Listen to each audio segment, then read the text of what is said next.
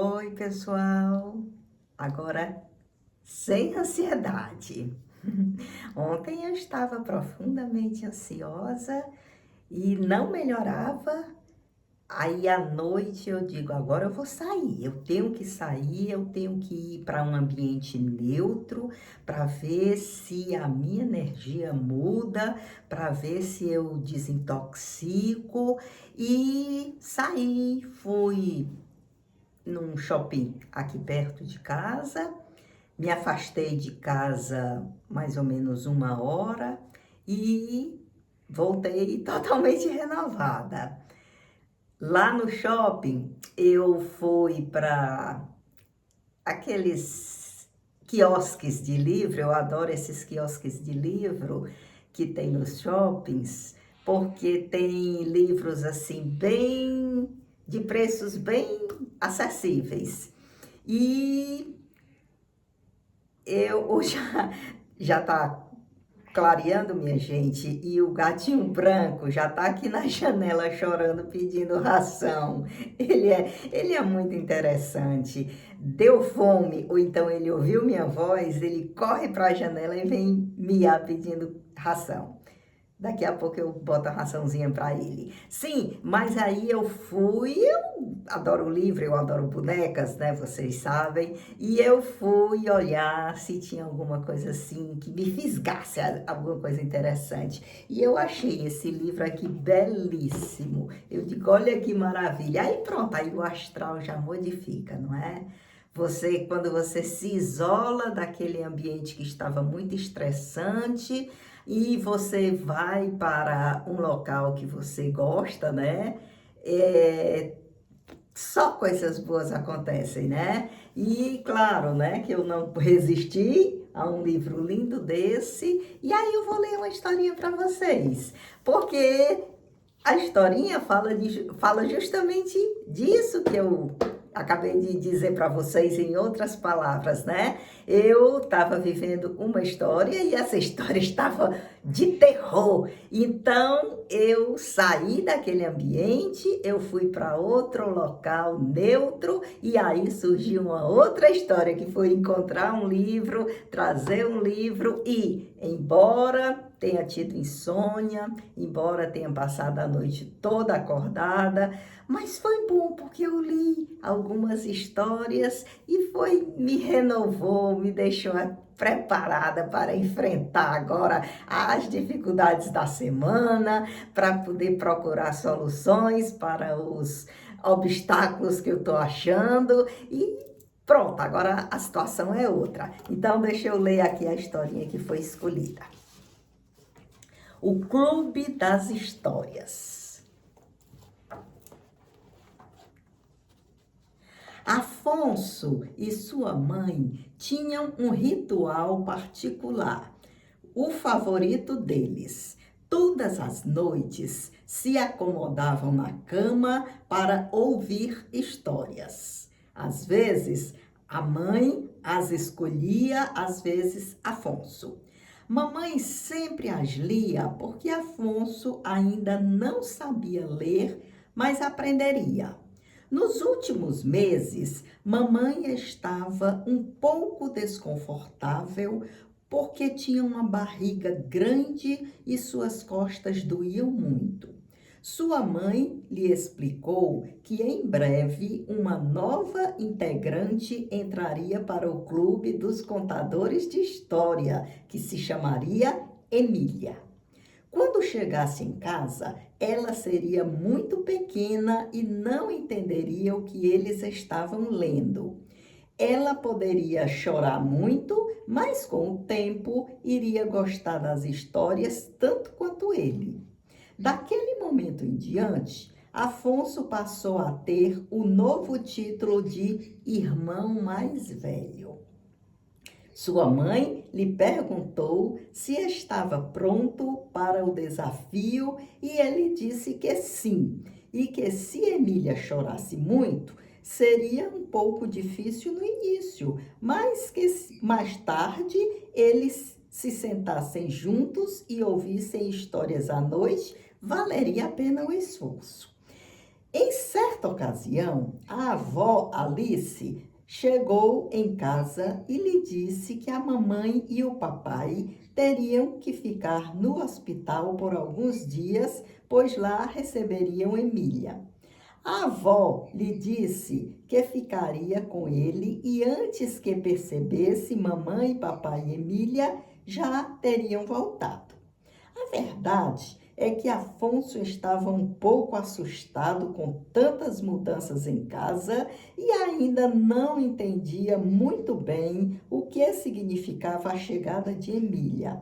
Mas se todos diziam que ele tinha de ser feliz, devia ser verdade. Naquela noite, a vovó Alice lhe disse que sua mãe havia lhe contado sobre o clube de histórias e que, se quisesse, eles poderiam escolher um título juntos e ela o leria, que seria uma honra participar do clube. Afonso pensou bem, mas quando estava prestes a dizer sim, pensou em algo melhor. A mamãe me disse que a Emília também vai gostar das histórias, mas como ela é muito nova, não vai entendê-las no começo, disse Afonso. Isso é verdade, disse a vovó Alice. Ocorreu-me que nós dois poderíamos pensar juntos em uma nova história para Emília. Uma que ela possa entender. Eu posso fazer os desenhos e quando ela chegar, você pode ler para ela, disse Afonso. A vovó Alice adorou a ideia. Foram apenas 2 noites em que mamãe e papai estiveram fora de casa, mas foi o suficiente para que escrevessem juntos a primeira história para Emília. Afonso achava que ser um irmão mais velho era algo que ele ainda não entendia muito bem, mas ele estava se divertindo muito. Minha gente, eu adorei essa historinha porque, naturalmente, eles falam como a vida da gente é uma eterna criação de histórias, não é? Aí começa, a mamãe tinha um clube de história, de leitura de histórias com o Afonso, mas a mamãe ia sair para ganhar nenê. E a vovó Alice veio ficar com ele, e aí vocês viram que estava se formando uma história, só não estava registrada, só não estava escrita, mas que existia um componente novo, que era a Emília, que ia chegar, a Emília que a princípio não ia entender da historinha, mas que com o tempo ela ia se acostumando, e o Afonso foi entendendo, mesmo, ainda que ele não soubesse direito o que era aquilo, ele não tinha um irmão como referência, não é? A Emília ia ser a primeira irmãzinha dele, mas ele já foi percebendo as danças que a vida propõe e ele mesmo sugeriu à vovó que escrevessem. Ele desenharia, a vovó escreveria e surgiria uma nova história, que é a história da Alice. A nossa história desde o princípio, a nossa vida desde o princípio, que ela vem sendo palco para histórias, somente que são histórias não escritas, que a gente pode agora voltar o pensamento para trás, para a memória, e pensar em quanta situação diferente daria de fato para ter escrito uma história. Hoje mesmo, eu olhando aqui os livros, olha só o que eu achei, minha gente. Olha aí como ele tá velhinho. Minha gente, olha, o Pica-Pau Amarelo. É o Sítio do Pica-Pau Amarelo, né? Que veio a ser o Sítio do Pica-Pau Amarelo, do Monteiro Lobato.